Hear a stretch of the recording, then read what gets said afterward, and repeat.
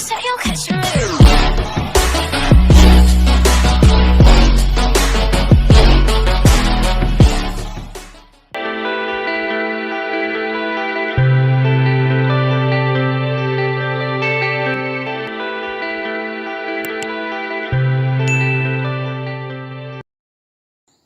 नमस्कार। आज का टॉपिक है भिन्न। तो भिन्न किसे कहते हैं? पूर्ण संख्या के भाग को भिन्न कहा जाता है, जिसके दो भाग होते हैं, अंश और हर। तो एक वस्तु के कुल जितने बराबर हिस्से किए गए वह उस वस्तु का उसका हर कहलाता है, और जितने हिस्से में रंगे गए हैं वह अंश कहलाता है। तो अब देखते हैं, जैसे आपकी मम्मी ने एक रोटी बनाया और आप लोग एक भाई और एक बहन दो जने हैं।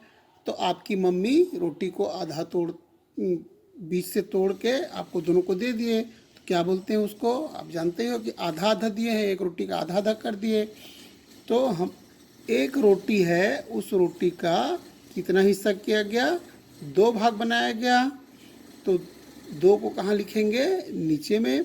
और जो रंग किया गया, एक भाग को रंग किया गया यहाँ पर, वो आ जाएगा ऊपर में। तो इसको पढ़ते हैं 1/2। और ये जो एक है वह है अंश, और दो जो है वह है हर, और इसी को आधा भी कहा जाता है। अब अगर आपके पास एक कागज़ है, कागज़ को 4 हिस्सों में बांट लिए। बांटने के बाद एक हिस्से को हमने रंग कर दिया, तो यह एक क्या कहलाएगा? 1/4। मतलब जो रंग किया हुआ हिस्सा है वह अंश 1 हो गया। और कितने भाग है कुल कागज़ के? 4 भाग हैं। तो यह हर में लिख दिए, तो ये हो गया 1/4। और इसे क्या कहते हैं? 1/4 कहा जाता है।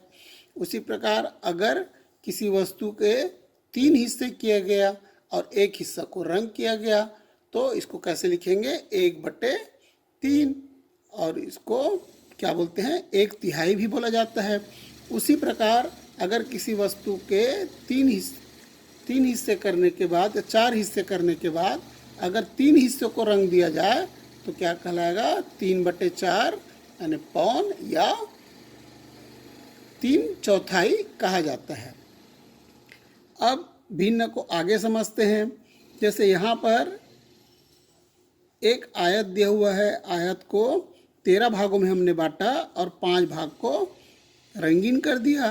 तो अब इसको कैसे लिखेंगे? 5/13। और यहाँ पर एक आयत और है, और इसको हमने कितने भागों में बांटा? 10 भागों में बांटा, और इसको 4 भागों को रंगीन किया। तो अब इसको लिखेंगे 4/10। इस प्रकार भिन्न में हम यह देखते हैं कि किसी भी वस्तु को जितने बराबर भागों में बांटा गया है वह उसका हर कहा जाता है, और उससे नीचे में लिखते हैं, एक लाइन के नीचे में लिख दिया जाता है। और जितने हिस्से को रंग किया गया वह उसका अंश कहलाता है, जो कि लाइन के ऊपर में लिखा जाता है। अब भिन्न में हम देखते हैं छोटे और बड़े भिन्न। तो छोटी भिन्न, भिन्न और बड़ी भिन्न, हम कैसे पता चलेगा कि कौन सी भिन्न बड़ी है और कौन सी भिन्न छोटी है? तो एक जैसे यहाँ पर हमने आयत ले लिया, आयत कुल कितने बराबर भागों में बांटा? इसको 6 भागों में बांटा। 6 भागों में बांटा, तो उसके बाद इसके 3 भाग को रंग दिए। तो क्या लिखेंगे इसको? 3/6। और इस आयत में हमने 2 भागों को रंगा, 6 भागों में बांटा। दोनों आयत बराबर है, तो 2 भागों को रंगने पर इसे लिखेंगे 2/6। अब आपको देखने से ही पता चल रहा है कि जो 3 भाग में रंगा हुआ है वह हिस्सा ज़्यादा है, और जो 2 भाग में रंगा हुआ है वह हिस्सा कम है। इससे यह पता चलता है कि अगर हर बराबर है, मतलब बराबर भागों में बांटा गया है, तो हर बराबर हो गया, 6-6 हो गया। तो जितना भाग रंगीन किया हुआ है वह अर्थात अंश यदि अगर बड़ा हो तो यह भिन्न क्या हो जाएगा? बड़ा हो जाएगा। तो 3/6 बड़ा है और 2/6 छोटा है, और बड़ा और छोटा का निशान तो आप जानते हो। तो इसको हम ऐसा निशान बना सकते हैं। तो 3/6 बड़ा है और 2/6 छोटा है। अब यदि हर अगर अलग अलग है और अंश बराबर है, जैसे यहाँ पर देखिए, यहाँ पर एक वृत्त लिए, वृत्त को हमने क्या किया,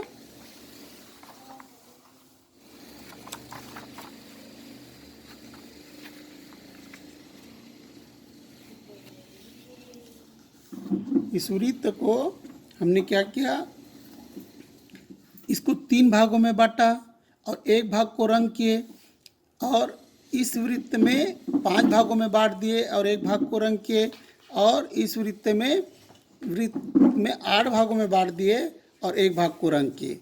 तो अब देखने से ही पता चल रहा है कि यह जो भाग है पहले वाला, जिसको 3 भाग किए हैं, उसके एक भाग को रंगे हैं, यह ज़्यादा बड़ा दिख रहा है, उससे छोटा यह दिख रहा है, और तीनों वृत्तों में से सबसे छोटा जिसमें 8 भाग किए हैं वह दिख रहा है। इससे यह हमें पता चलता है कि जो 1/3 है यह बड़ा है, सबसे बड़ा है, और उससे छोटा 1/5 है, और सबसे छोटा 1/8 है। अर्थात यदि अंश बराबर है तो हर में जो छोटा अंक रहेगा वह भिन्न बड़ा होगा, और हर में अगर बड़ा अंक आता है तो वह भिन्न छोटा होता है। तो इस प्रकार से छोटे और बड़े भिन्न को हम अगर अंश बराबर हो या हर बराबर हो तो आसानी से हम देखकर बता सकते हैं। अथवा हम ऐसा भी कह सकते हैं कि दो भिन्नों के छोटे या बड़े भिन्न ज्ञात करने के लिए उनके अंश या हर बराबर होने चाहिए। और एक चीज़ और आप देखिए कि इसमें जो भाग है, भाग जो है वह भिन्न है।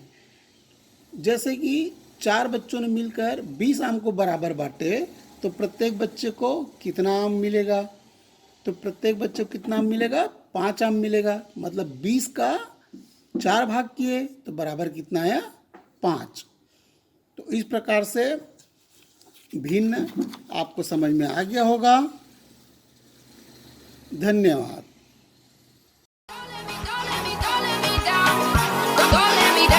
Don't let me down.